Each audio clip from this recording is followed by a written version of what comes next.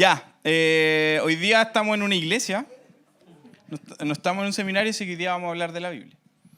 Vamos a seguir con esta idea de gnosticismo, vamos a seguir viendo ciertas cosas.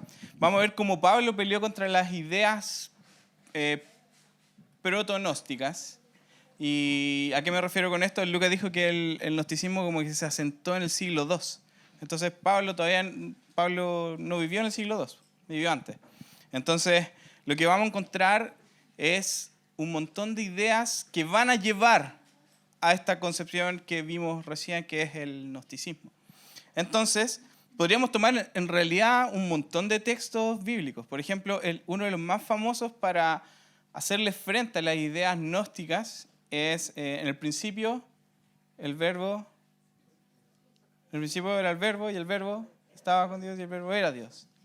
La palabra verbo es la palabra logos, que el logos, y aquí voy a responder lo que preguntó Lucas, ¿qué vino a hacer Jesús? Jesús vino a entregar un logos. Jesús vino, de hecho,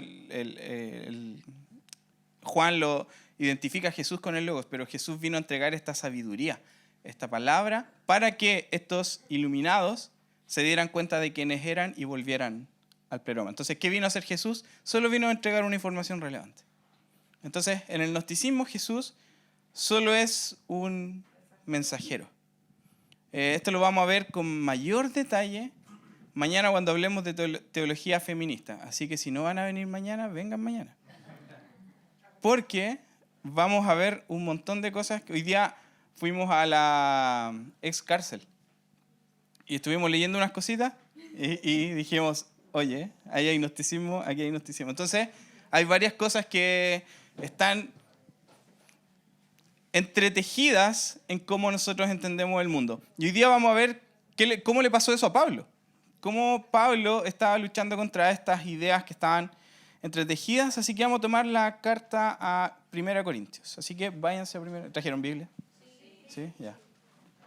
Prendan, o la prenden o abren la app.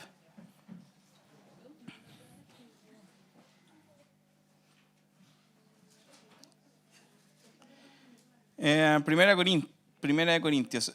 ¿Ustedes sabían que 1 Corintios no es 1 Corintios en realidad? En realidad es como la 2 de Corintios. Porque les dice, como le escribí anteriormente, Pablo se tira esa frase. Entonces significa que ya se había mandado carta. Y 2 de Corintios habla de otra carta entre medio. Entonces en realidad es 2 y 4 Corintios. Gnosticismo, ¿viste?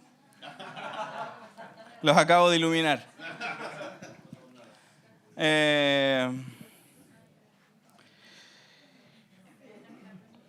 Entonces, lo que vamos a ver ¿Por qué elegí esto? ¿Por qué no elegí Juan, por ejemplo, que pelea harto con los gnósticos? ¿Por qué no elegí Apocalipsis, que es el libro más antiguo? Porque este va a ser muy práctico para nosotros como iglesia, como cristianos. Entonces, si somos seguidores de Jesús, hoy día vamos a ver algo muy relevante con respecto a la obediencia y la guía. Así que vamos a 1 Corintios, vamos a partir en el capítulo 2. O sea, en el 1 en realidad, 1:18.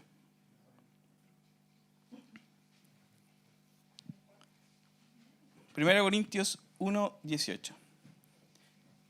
Me explico. El que diga me explico ya te dice que dijo un par de cosas antes, pero no nos vamos a enfocar en eso. Dice, el mensaje de la cruz es una locura para los que se pierden. En cambio, para los que se salvan, es decir, para nosotros, este mensaje es el poder de Dios. Pues está escrito, destruiré la sabiduría de los sabios y frustraré la inteligencia de los inteligentes. Entonces, como explicó el Lucas recién, el gnosticismo postulaba que habían seres más iluminados que otros. Habían seres que tenían más chispa de lo divino sobre ellos. ¿Y qué pasó? Estos personajes empezaron a aparecer, se empezaron a creer los mejores y empezaron a aparecer en las iglesias. Obvio, ahí está el intercambio espiritual. Van a haber algunos que van a encontrar el lugar perfecto en las iglesias para posicionarse en la escala social. Entonces, ¿con qué llegan en un mundo greco-romano? Yo pienso, miren esta idea que traigo. Entonces, habían un montón de ideas dando vuelta en ese tiempo. El Evangelio era una más de ellas. Y eso está pasando al día de hoy todavía. Estamos compitiendo con un montón de ideas. En algún momento todas esas ideas van a agachar su cabeza, van a decir, solo Jesús es el Señor. Pero están dando vueltas. El versículo 20. ¿Dónde está el sabio? ¿Dónde está el erudito? ¿Dónde está el filósofo de esta época? ¿No ha convertido Dios en locura la sabiduría de este mundo? Entonces la sabiduría mayor que relata Pablo es el conocimiento del mensaje de Cristo, es conocer a Cristo. Y dice, hay un montón de sabios, hay un montón de eruditos, hay un montón de filósofos. Y todos ellos no han llegado a conocer el verdadero misterio, la verdadera revelación, que es Jesús encarnado. En otras cartas va a decir Cristo encarnado. Ahora sí vamos al capítulo 2.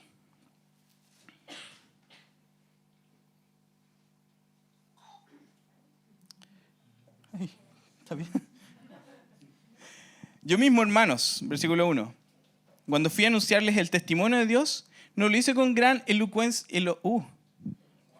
elocuencia y sabiduría. Claro, no, ahí lo hice sin elocuencia. No lo hice con gran elocuencia y sabiduría. Entonces, ¿qué? Básicamente está diciendo el loco, no llegué y les di palabras rimbombantes y no me presenté como el gran sabio. Me propuse más bien, estando entre ustedes, no saber de cosa alguna, excepto de Jesucristo y de este crucificado. Entonces, Pablo tiene una formación greco-romana. Él era un ciudadano romano. Y él tenía el privilegio de tener las dos formaciones. Era un judío, pero que tenía ciudadanía romana. Entonces tenía acceso a ciertos niveles que un judío cualquiera no podía tener. Entonces, él dice, oye, yo en realidad tengo acceso, podría acceder a todas las otras cosas, podría incluso llegar con ese mensaje. Pero no. Vine con de un personaje, un ser humano que vivió en este tiempo. Y dice, es Jesucristo y este crucificado. O sea, les traigo el mensaje de un humillado. Les traigo el mensaje de uno que no tuvo la muerte más digna. Todo lo contrario. No era el que estaba más arriba en la escala social. Era el que estuvo más abajo. Es más, me presenté ante ustedes con tanta debilidad que temblaba de miedo. No les hablé ni les prediqué con palabras sabias y elocuentes, sino con demostración del poder, para que la fe de ustedes no dependiera de la sabiduría humana. Entonces, se van dando cuenta cómo esta idea gnóstica de que uno tiene que acceder a un conocimiento oculto para ser realmente salvado e iluminado por Dios, Pablo le está tirando tierra. Pablo está diciendo, ¿sabéis qué? Hay un montón de gente que te está ofreciendo sabiduría al día de hoy. Ninguno de ellos la tiene. Y hagamos la extrapolación al día de hoy. ¿Cuánta gente está allá afuera ofreciéndonos sabiduría? ¿Cuántos libros están ofreciéndonos sabiduría? ¿Cuántos youtubers? Luisito Comunica. Pero la fe, dice, no depende de la sabiduría humana. Ojo, esto no significa que no haya que entender estas cosas. Uno de los grandes peligros que corremos dentro de la iglesia es algo que voy a hablar después. Me voy a adelantar, pero no me voy a adelantar. Capítulo 3. Y de hecho, ustedes podrían... no, en el 2 hay uno muy bueno. Versículo 6. Dice, en cambio, hablamos con sabiduría entre los que han alcanzado madurez, pero no con la sabiduría de este mundo. O sea, ¿quiénes son los maduros? No los que tienen la sabiduría de este mundo. Ni con la de sus gobernantes. Entonces, estamos en un periodo greco-romano donde hay un emperador. Probablemente hay ideas de democracia. Y vamos a ver más adelante que hay ideas así como partidistas. Pablo les va a decir, ustedes algunos dicen que son de Apolo, otros son de Pedro, otros son del Mike, así. Entonces hay una tendencia humana al abanderarse, a lo partidario, a lo partidista. Y cuando Pablo mete a los gobernantes acá, dice que los gobernantes, los cuales terminarán en nada. Entonces, ¿qué está haciendo Pablo con las ideas partidistas desde ya? La está poniendo en su lugar, no la está eliminando, ojo. No los saca a ellos y dice, creen ustedes su propia civilización aparte. Está diciendo, todas las ideas partidistas tienen que agachar su cabeza. Todas tus ideas partidistas tienen que agachar su cabeza cuando entra la sabiduría del reino de Dios. Esto es súper importante para mañana. Yo estoy tirando miguitas de pan y mañana las van a recoger y van a decir, esto es lo que está pasando. Más bien, versículo 7, exponemos el misterio de la sabiduría de Dios. Una sabiduría que ha estado escondida y que Dios había destinado para nuestra gloria desde la eternidad. Ninguno de los gobernantes de este mundo la entendió. Esta es muy buena, dice, porque de haberla entendido, no habrían crucificado al Señor de la gloria. ¿Qué está diciendo? Satanás no es omnipresente, omnisciente y todos los ovnis. No es un ovni tampoco. Satanás es un ser espiritual, pero no es eterno. No lo sabe todo. Satanás no cachó lo que Jesús estaba haciendo. Entonces, dice, si todos los poderes, entonces mete los poderes oscuros, Satanás, hijos de Dios que se robaron las naciones y han tomado el curso del mundo espiritual, ¿se acuerdan? Demonios, incluye ahí también a los gobernantes terrestres y dice que si ellos hubieran entendido lo que Jesús venía a hacer, no lo hubiesen crucificado. Pero Jesús como que los engañó, como que los embaucó. Entonces, fíjense, incluso la sabiduría de estos personajes que uno tiende a pensar que tienen más poder, y sí, se puede decir que tienen más poder que el ser humano, hay un salmo que lo dice, pero sin embargo, ni siquiera ellos pudieron entender la sabiduría de Dios. Y esta sabiduría, entonces, ¿a quién le fue revelada? No a los seres espirituales. Fue revelada a nosotros. Entonces, por eso Pablo va a decir, ningún ojo ha visto, ningún oído ha escuchado. Siempre se ocupa mal te lo tiran para decirte como que van a venir cosas bacanas, pero en realidad lo que está diciendo, acá Pablo lo está ocupando en otro contexto. Dice, ningún ojo ha visto, ningún oído ha escuchado, ninguna mente humana ha concebido lo que Dios ha preparado para quienes los aman, para quienes lo aman. ¿Quién era esta revelación? Jesús. Jesús fue la revelación máxima. Ahora bien, Dios nos ha revelado esto por medio de su Espíritu, pues el Espíritu lo examina todo hasta las profundidades de Dios. En efecto, ¿quién conoce los pensamientos del ser humano sino su propio Espíritu que está en él? Asimismo, nadie conoce los pensamientos de Dios sino el Espíritu de Dios.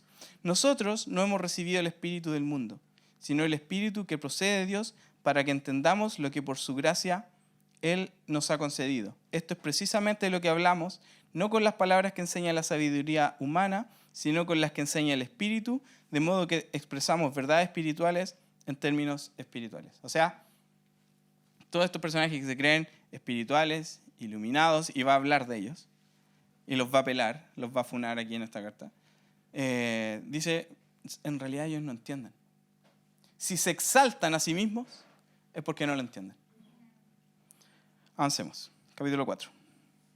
Capítulo 3, está en el 2.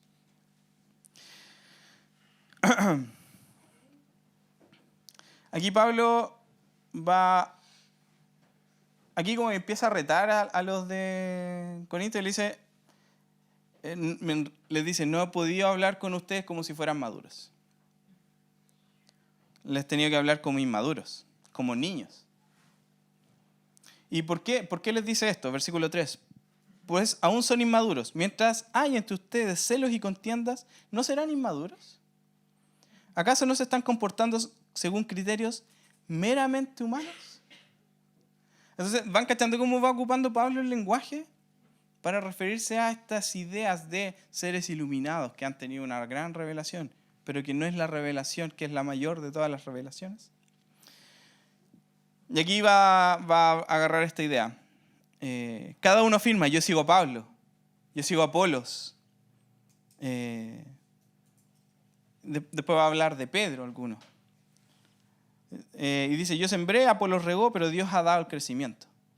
Entonces, aquí Pablo está lidiando con estas ideas partidistas. O sea, es como estirar el argumento, decir que son ideas partidistas, pero sí está hablando de la segregación dentro de grupos humanos. Entonces, no es que esté diciendo que estos eran partidos, sino que está diciendo estas divisiones que se producen en todo grupo humano, ojo con esto. ¿Por qué? Porque todo lo que estaba desunido por estos poderes, Jesús vino a unirlo. En el capítulo 4 estoy avanzando rápido porque me dijeron que tenía poco tiempo. Mike, ¿no está el Mike? ¿Yoli? ¿Hacemos tiempo de pregunta y respuesta final?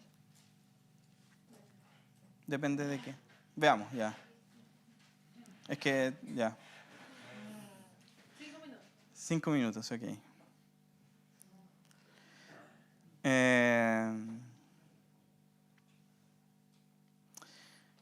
Ya, entonces voy a avanzar un poquito más rápido.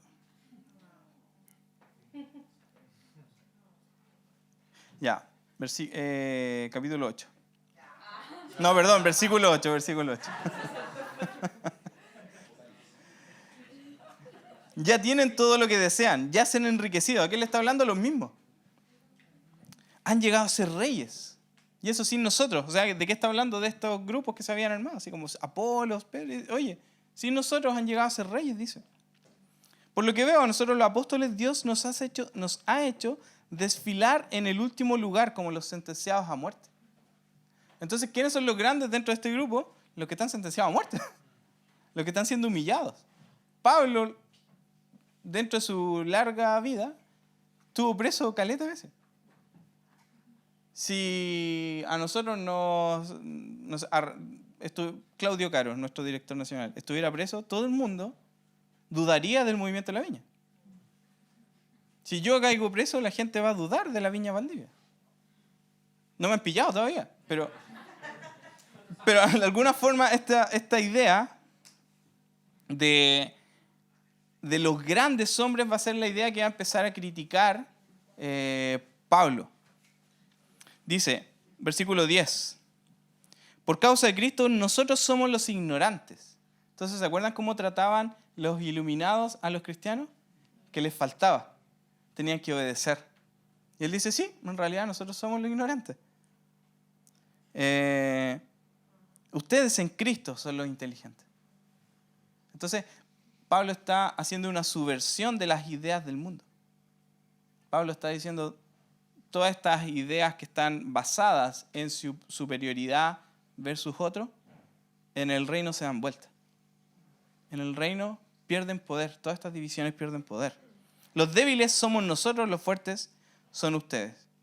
A ustedes se les estima, a nosotros se nos desprecia.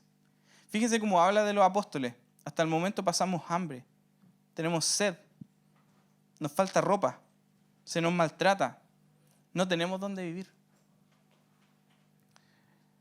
En un siglo XXI lleno de tantos apóstoles que andan dando vueltas, ¿cuál es la descripción que hace de apóstol Pablo acá? Son los que pasan hambre, son los que se empobrecen. Entonces, es relevante esta idea de la subversión de las formas de poder. Y algo que va a ser relevante para la conversación que vamos a tener mañana cuando hablemos de teología feminista, cuando hablemos de sistemas de pensamiento moderno, cuando hablemos de Marx, cuando hablemos de Nietzsche. Todas estas cosas van a tomar relevancia en esa conversación. Voy a avanzar rápido. Capítulo 5. Y aquí el capítulo 5 se va a tornar en Ana María Polo. Es ya del dominio público que hay entre ustedes un caso de inmoralidad sexual, que ni siquiera entre los paganos se tolera. a saber que uno de ustedes tiene por mujer a la esposa de su padre. ¿Se acuerdan de la historia? ¿Cam? ¿La historia de Cam? Ok. Pero fíjense cuál es la crítica. Le dice, y de esto se sienten orgullosos. ¿Se acuerdan cuando hablamos ayer de que uno de los peligros del gnosticismo era que nos creíamos tan espirituales que daba lo mismo lo que pasara a nuestro alrededor y con nosotros? Aquí está pasando eso. Ellos se creen tan espirituales, los corintios se creen tan espirituales que incluso tienen esta situación en la iglesia y dicen, oye, nosotros lo tenemos, a este nivel de pureza espiritual tenemos este grupo acá y no nos contaminamos. Tenemos esta situación pasando acá, pero seguimos siendo una iglesia. Entonces, se vuelve permisivo. Cuando vamos a ver que aquí hay algo relacionado con los dones, pero Pablo está diciendo, ¿no deberían más bien haber lamentado lo sucedido? Una vez, un amigo mío, Franco Peña, me dijo que él quería llegar al punto de sentir vergüenza de sus pecados. Pero así, en serio. Y cuando me dijo eso, me hizo autoexaminarme y dije, oye, en realidad yo no estoy tan avergonzado de mis pecados como debería. Y en realidad no lo hacemos. A veces los contamos como gracia. A veces los contamos como los viejos tiempos. Oh, qué tiempos aquellos. Pero en realidad, Pablo está diciendo, oye, no aguanten esas cosas. No se crean lo suficientemente espirituales como para creer que no se van a contaminar con estas cosas. ¿No deberían más bien haber lamentado lo sucedido y expulsado de entre ustedes al que hizo tal cosa? Un amigo, pastor de una iglesia, me dijo, no, pero es que yo no puedo echar a nadie de la iglesia. Ojo, si cometes una inmoralidad sexual o cualquier tipo de inmoralidad, los pastores están completamente autorizados a echarte. ¿Por qué?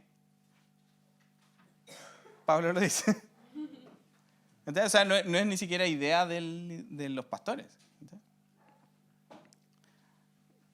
Obviamente hay procesos, pero si ya cacháis que la persona no quiere cambiar, se puede hacer, se ha hecho, se seguirá haciendo. Espero que no sea con ustedes.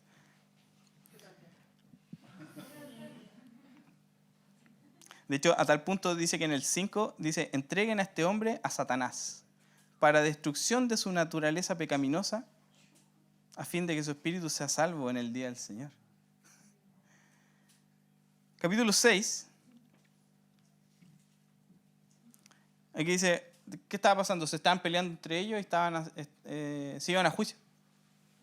Y Pablo le dice, ¿por qué no se arreglan entre ustedes? Así que se van a juicio.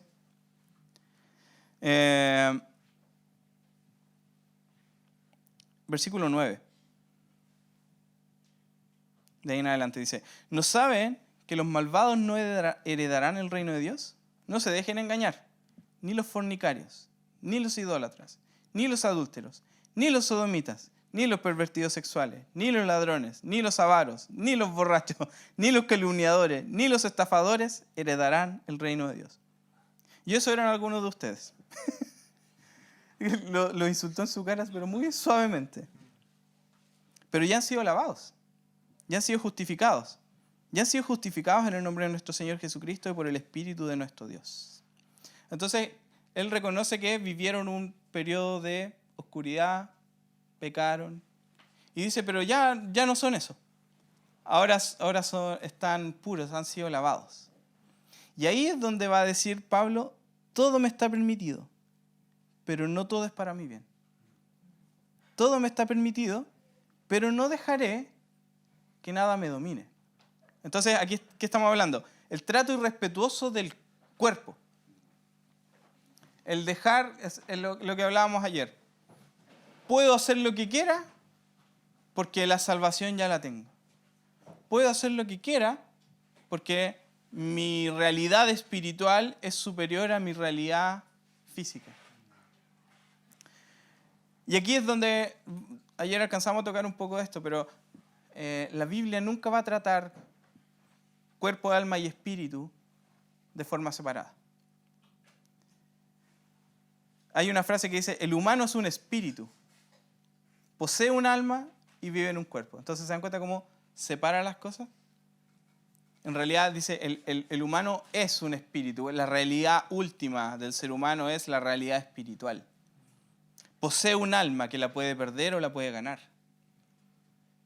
Y vive en un cuerpo, pero en algún momento eventualmente se va a deshacer de ese cuerpo.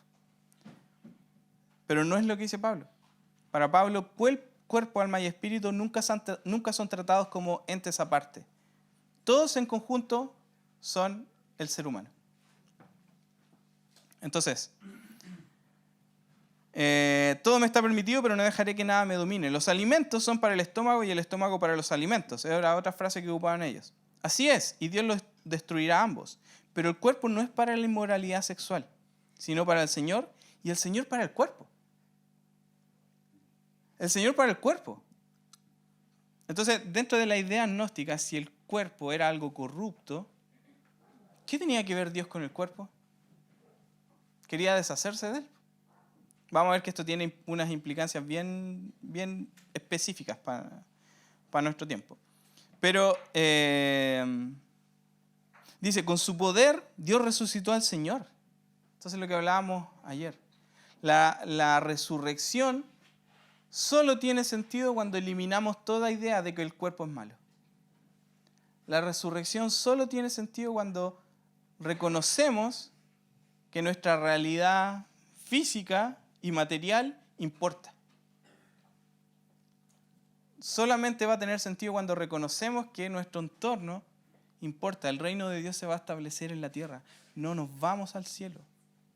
El reino de Dios se establece en la tierra. Y es esta tierra la que va a ser redimida. Si a Dios no le importara, en vez de hacer un cielo nuevo y una tierra nueva, la eliminaría. Pero a Dios le importa lo que hacemos. Esto es relevante para que podamos entender nuestra trayectoria, la trayectoria del reino, la redención de todas las cosas. Tenemos que entender que el tiempo está avanzando hacia la consumación de todo esto. Se cumplió en Jesús todo, ya todo está cumplido, pero va a ser consumado cuando el reino de Dios sea establecido. Entonces estamos viviendo en esta realidad de que Jesús ya está reinando. Y tenemos que someternos a su reinado, y eso implica estas cosas que parecieran ser secundarias, porque no son espirituales. Pero Pablo está diciendo todo lo contrario. ¿Cómo van? ¿Van bien? ¿Sí? Están muy callados. ¿Está bien? Ya. ¿Qué capítulo estamos? En el 6. Capítulo 8. Ahora sí el 8.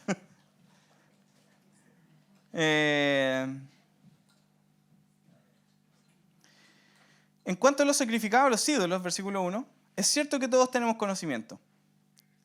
Y se ha ocupado mal este texto para decir que el conocimiento envanece mientras que el amor edifica. O sea, como da lo mismo estudiar. ¿Qué es lo que importa? Que nos amemos. El que cree que sabe algo, todavía no sabe cómo debiera saber. Pero el que ama a Dios es conocido por él. ¿Cuál es el punto que está haciendo aquí Pablo? Va a hablar de este orgullo de superioridad que se genera en todo ser humano. En todo ser humano, cuando empieza a cachar un poquito más, o empieza a ganar un poquito más, o empieza a tener cosas que no había podido tener antes, y empieza a generarse un sentido de superioridad. O, la más común de todas, cuando lo ponen a cargo de un grupito. ¿Cuándo vas a reconocer realmente a una persona? Cuando maneja, cuando juega una pelota y cuando está a cargo de gente. Son las 3 mejores formas de conocer el carácter de una persona. Yo, en un momento, dentro de los partidos de la iglesia, reconocí que hay una persona a la que jamás le puedo dar liderazgo, jugando a la pelota. ¿Dónde se vio el verdadero carácter? Ahí. Menos mal no me han visto manejar en Valdivia. No le pongo, sí, no.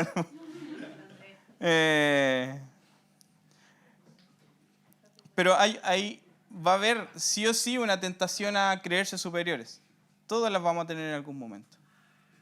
Incluso yo he conocido personas con el autoestima más baja de la vida, pero esa persona aún así, su forma de protegerse era mirar a los otros en menos.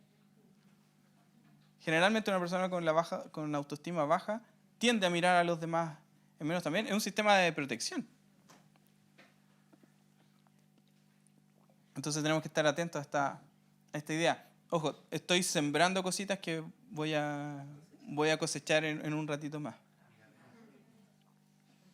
Capítulo 9, 29, sí. No, capítulo 9. No tiene 29.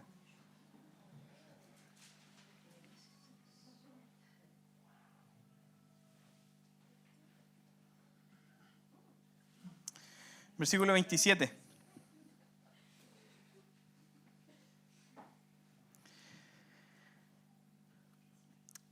Algunos toman este texto para justamente rechazar el cuerpo. Dice, más bien golpeo mi cuerpo y lo domino. No sea que después de haber predicado a otros, yo mismo quede descalificado. Justamente viene hablando de esto, de creerse bacán. Ahora, ¿en qué contexto lo está diciendo? Versículo 24. ¿No saben que en una carrera todos los corredores compiten, pero solo uno obtiene el premio? Entonces no está hablando de autoflagelarse. ¿Qué está hablando? Del entrenamiento. Como un deportista, ¿cómo se dice? Tiene la disciplina de entrenar todos los días. Así yo mismo, en la vida, me tengo que entrenar todos los días y evitar caer en las tentaciones, etc. Entonces, algunos pueden tomar este texto como la base gnóstica para decir, como, no, el cuerpo hay que cortarlo. Pero en realidad no es lo que está pasando. Pablo dice, hay que estar constantemente buscando los pensamientos de Cristo. Hay que estar, como lo hace un deportista, todos los días entrena. Entonces, y Pablo también va a ocupar la frase que él corrió, ¿cómo es? Peleó la buena batalla, corrió la carrera, algo así. Corrió los caballos, teletrack y cosas. En Valdivia no hay teletrack. ¿Existe el teletrack todavía? ¿Sí? ¿Ya abre mañana? Por sí. Capítulo 12. Y este es como el que más leemos. 1 Corintios 12.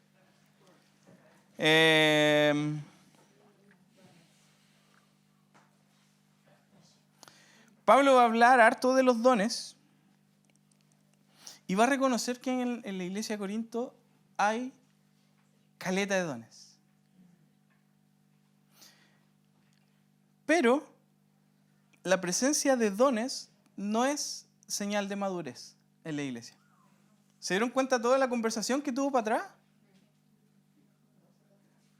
Entonces, la presencia de dones en una iglesia jamás va a ser una señal de aprobación de Dios a esa iglesia. Lo mismo para una persona. Pablo les dice que deseen los dones. ¿Por qué? Porque estaban deseando gurúes. Yo soy de Pablo. Yo soy de Pedro. ¿Qué pasa? La tendencia a seguir las modas y buscar gurúes. Pablo dice, no, enfóquense en lo que tienen. Dense cuenta que Dios está haciendo cosas distintas en distintos lugares, con distintas personas, en distintos tiempos. Entonces, los dones jamás pueden ser vistos como un acceso a la élite. Los dones nunca van a ser una señal de que eres más ungido o que tienes una vida más santa.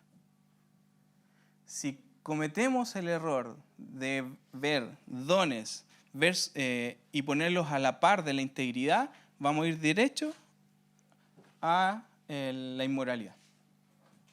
¿Se acuerdan de la sobreespiritualidad? Que va de la mano con la inmoralidad. En este caso es lo mismo. Los dones, en el versículo 23 del capítulo 12, a ver, es el 12.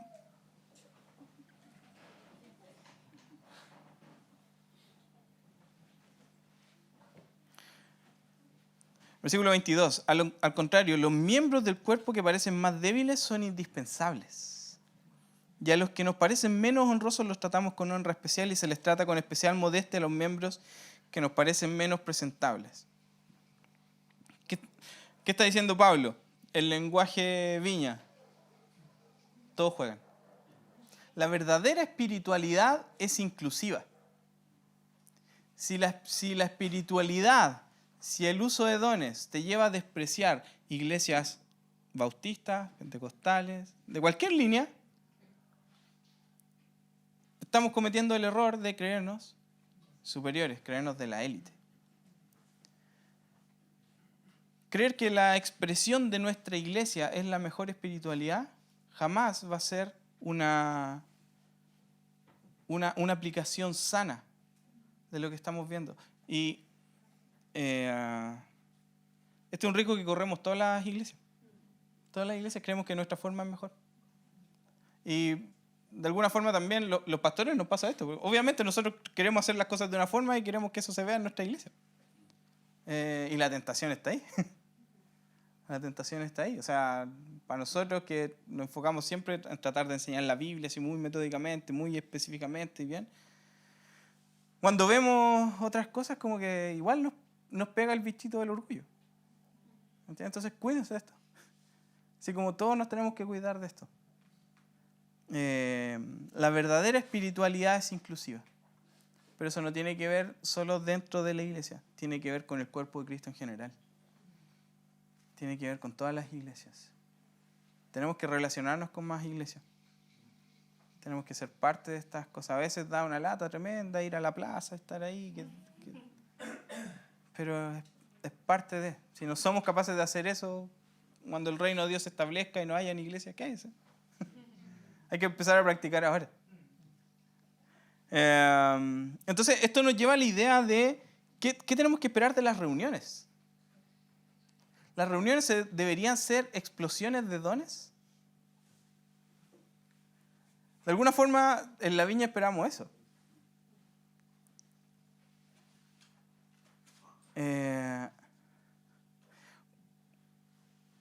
Ya, voy a decir esto, pero lo estoy diciendo con calma. Muchas veces creemos que si no hay ministración, la reunión no estuvo buena. Muchas veces creemos que si alguien da un tema y después no hay oración o no hay nada después, no fue suficiente. Muchas veces necesitamos, recibir instrucción de la palabra de Dios. Otras veces vamos a necesitar que alguien ore por nosotros. Pero Derek dice esta frase que la encontré demasiado buena. Si esperamos que nuestras reuniones siempre sean una explosión de dones, estamos poniendo el foco en los dones y no en Dios.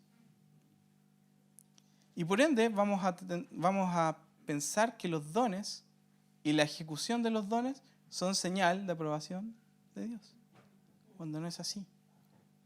¿Cuál es el foco de las reuniones? La comunión y la adoración a Dios. Que el carácter de Cristo sea formado en nosotros.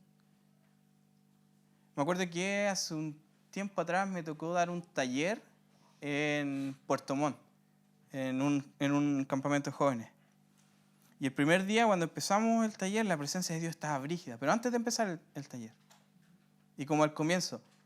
Y un amigo me dice, oye, está brígida la presencia de Dios. Y me dice, entonces no hagáis el taller, ministremos. Y yo le dije, no. Si vamos a hacer un taller de narrativa bíblica, que era el taller que hicimos, y la presencia de Dios está ahora, significa que Dios quiere que hagamos esto. Entonces, Y fue bacán lo que se produjo en ese momento. Y lo que se produjo de ahí en adelante, cómo Dios se movió en algo que para nosotros es súper carnal, aprender. ¿Entendés? Pero hay una realidad ahí, tanto como lo hay en un tiempo de administración, tanto como lo hay en un tiempo de adoración. ¿Qué va a pasar con esto? Vamos a empezar a hacer categorías.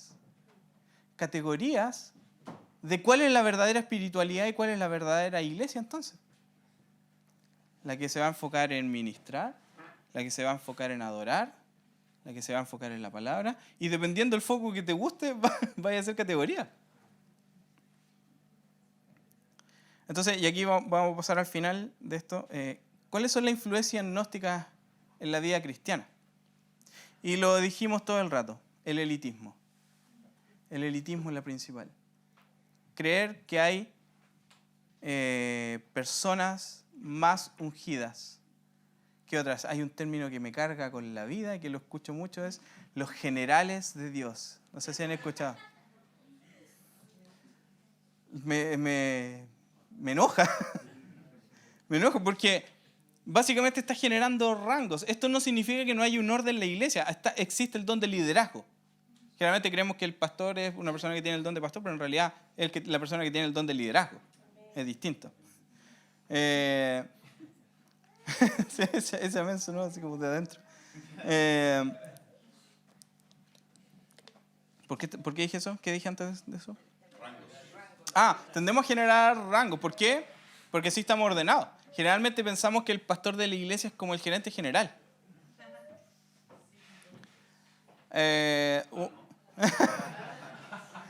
No ganan como gerente general. No.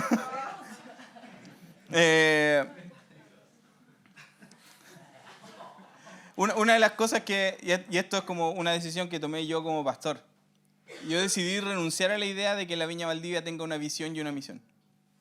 ¿Por qué? Porque es una perspectiva súper empresarial. Entonces, dentro de esto también dije como, ¿cuál es la misión cuál es la visión y misión de la iglesia en general? Todos tenemos la misma, la expansión del reino. No tengo derecho a inventarme una nueva. Podremos tener focos, y eso es lo que hicimos con la Viña Valdivia. Generamos focos. Entonces tenemos 4 focos. Tenemos la palabra de Dios, la adoración, las relaciones auténticas y la ciudad. Y esos son nuestros 4 focos.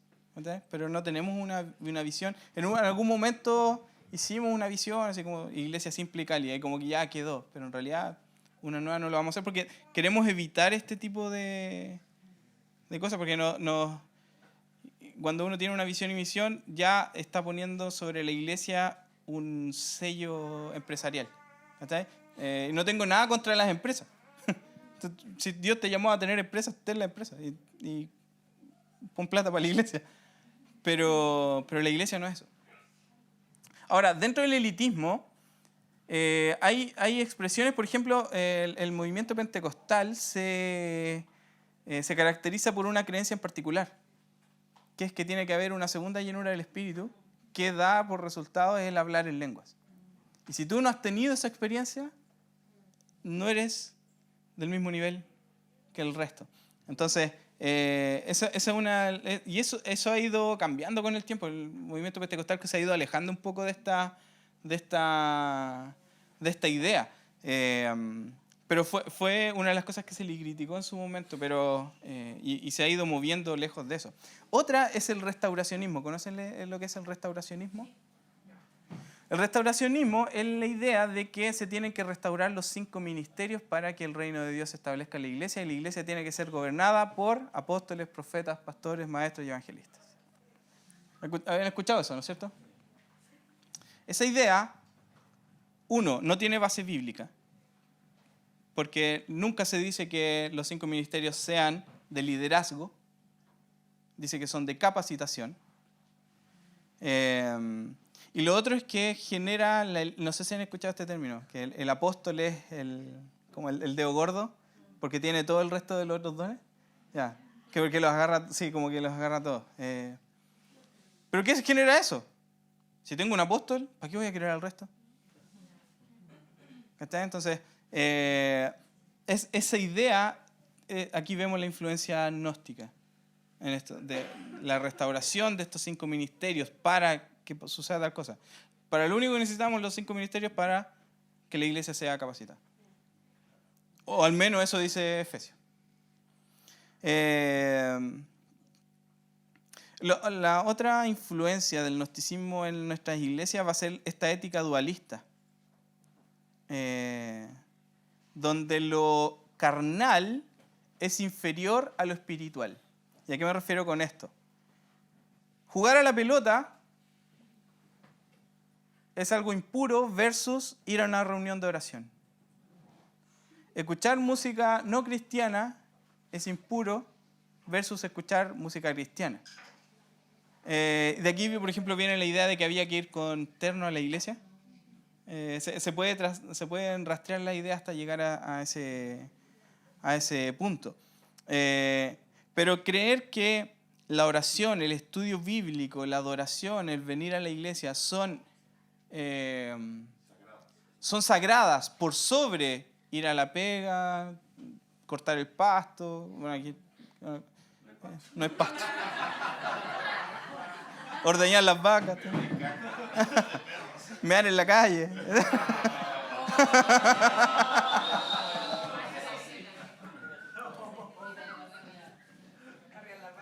Arrear las vacas, sí. O sea, una de las cosas que más me gustaba de Val porque no necesito ir al baño nunca. Entonces podemos. Me van a echar. Pero al final se dan cuenta, y todos nosotros de repente operamos en esta ética dual.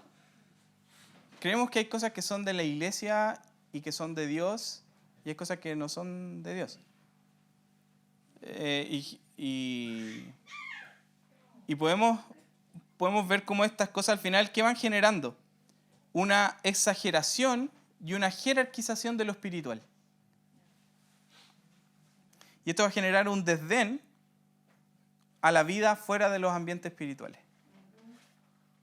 O sea, la más común que he visto en este último tiempo es: me encantaría dejar de trabajar para dedicarme al ministerio 100%.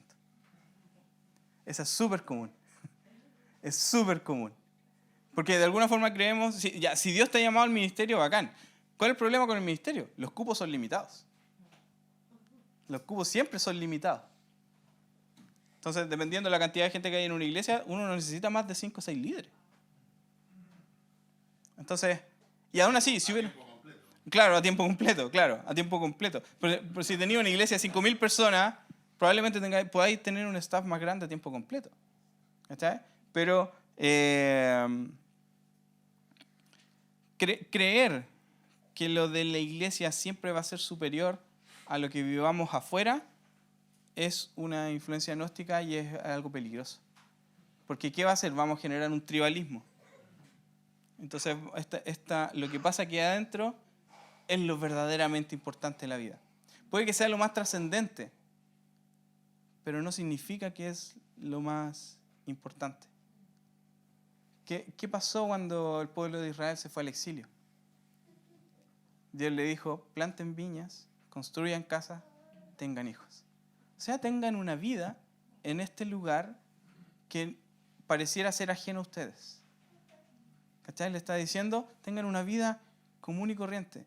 Porque ¿de qué forma la gente va a saber de que ustedes son seguidores míos? Cuando se relacionen con ellos.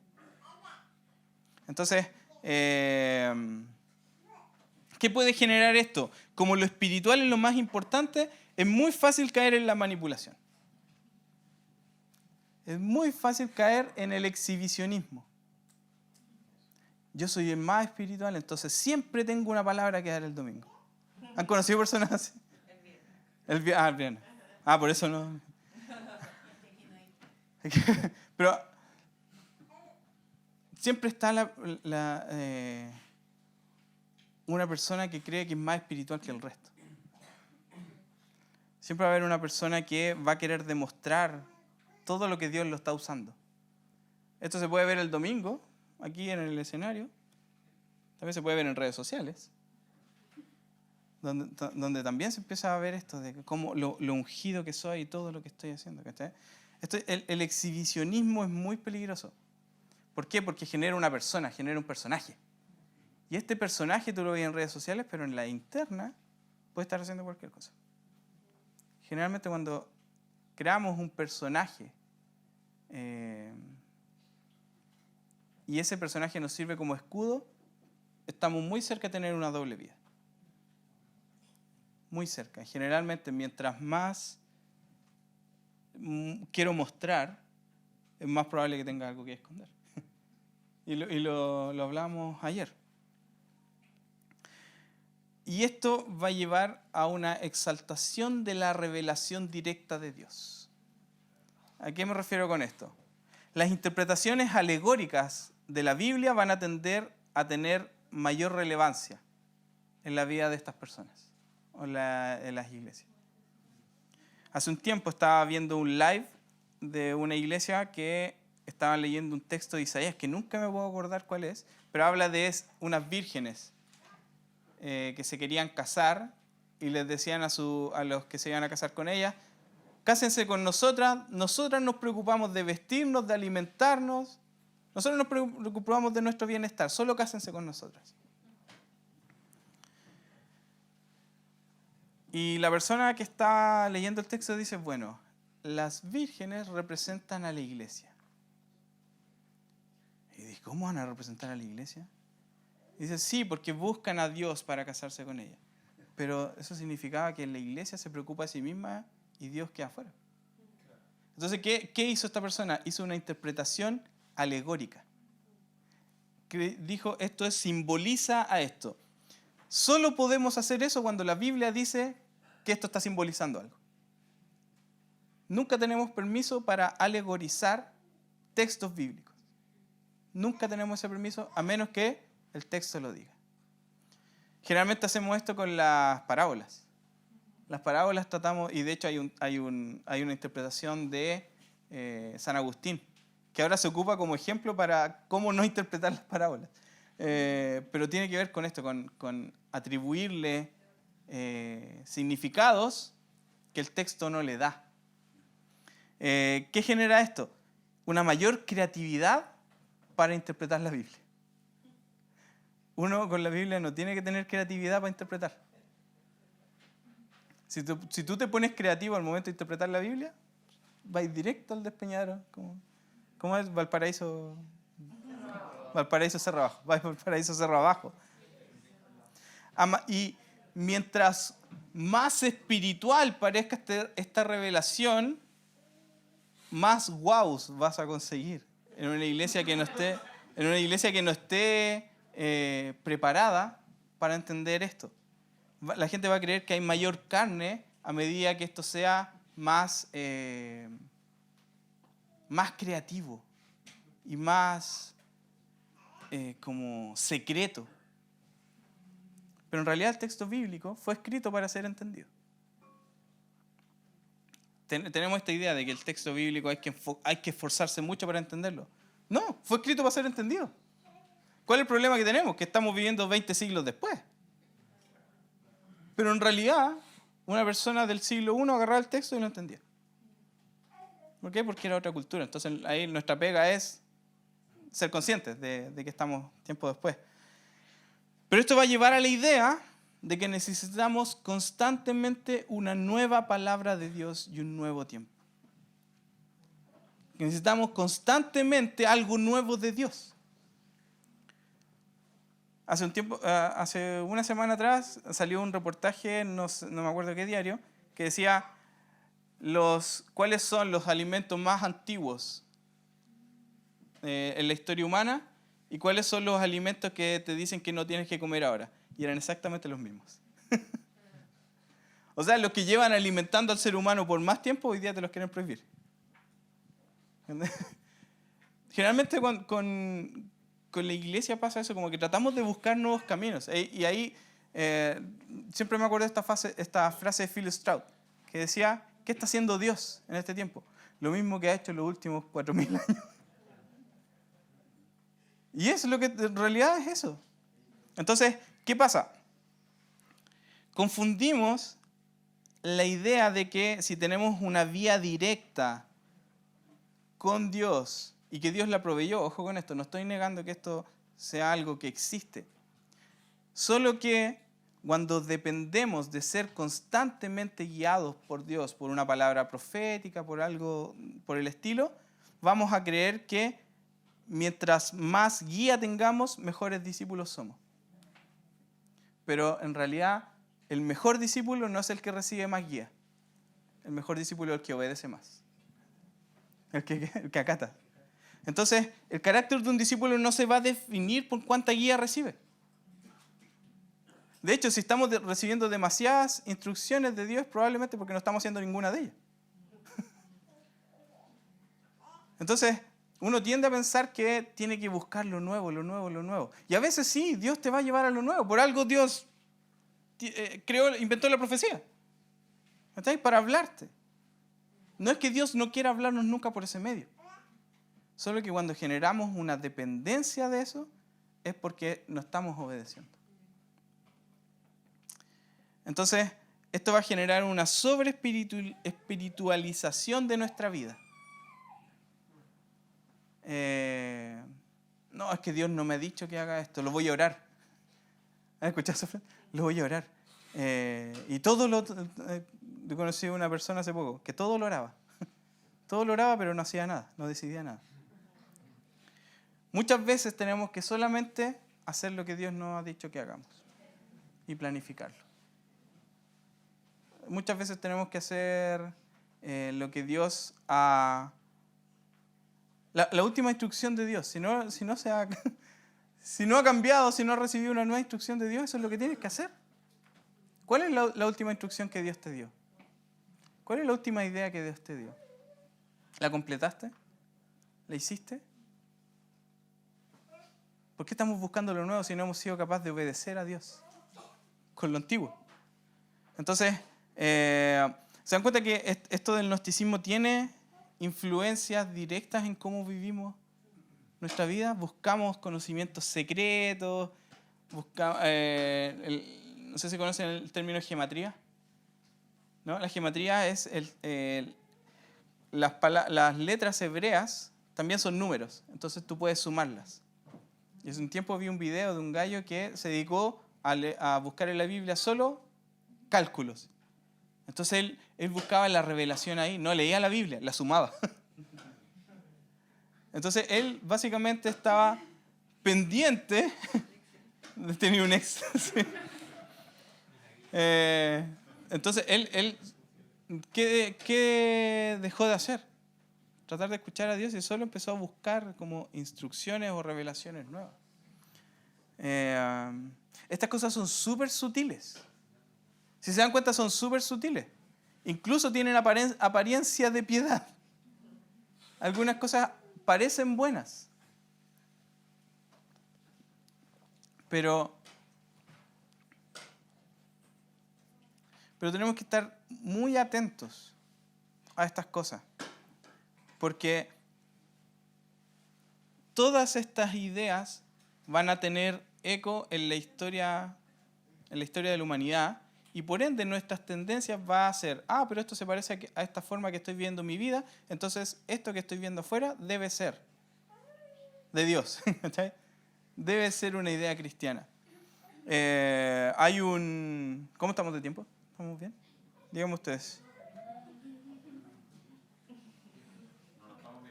¿No estamos bien? Estamos bien. Ya, pero es más importante estar en la iglesia que fuera.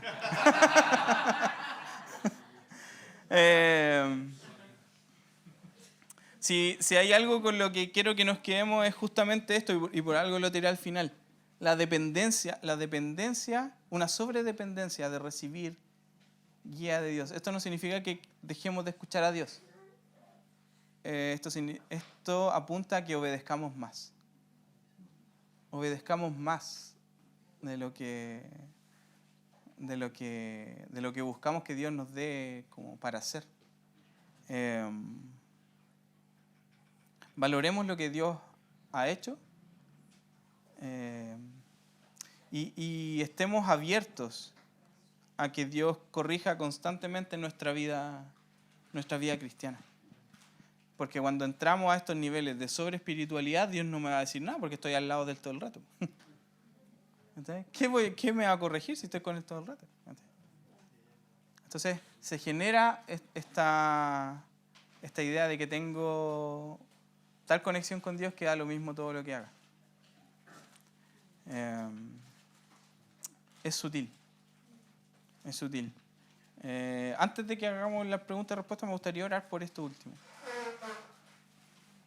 Y después hacemos preguntas, si es que vamos a hacer.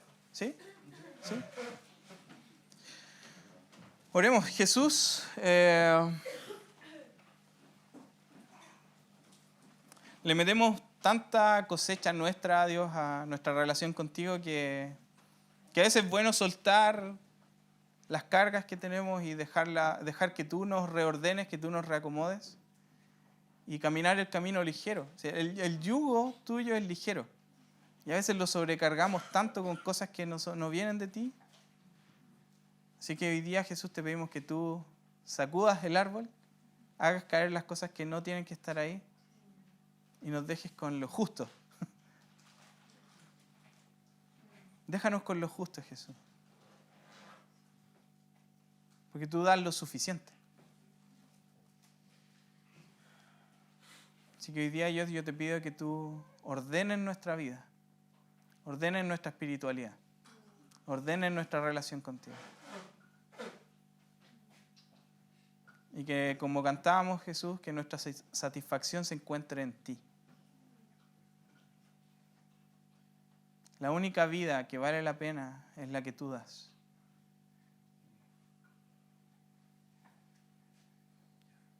Inventamos modelos, Jesús, pero en realidad, si no se tratan de ti, no vale la pena seguirlo. Así que, como dice la canción, Dios, hoy día volvemos al corazón de la alabanza, que eres tú. Eres tú, Jesús. Y reina sobre nosotros, Jesús. Sé tú el Rey. No, que nuestra espiritualidad no se confunda con tu reinado. Que nuestra espiritualidad no se confunda con lo que tú has hecho por nosotros, Jesús. Y que seamos realmente libres en ti.